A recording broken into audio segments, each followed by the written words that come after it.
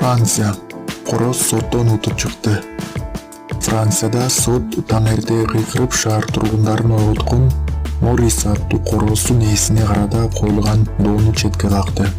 Тескерисинче корозго шаардын барлык жашоочуларын таң атпай кыйкырып ойготуп, жаңы күндүн башталышын жар салуусуна уруксат берди. Бул тууралуу франциялык басылма кабарлады. Корозго карата коюлган мындай арыз бул аймакта биринчи жолу эмес. Буга чейин да сотко мындай доо арыз менен кайрылгандар болгон.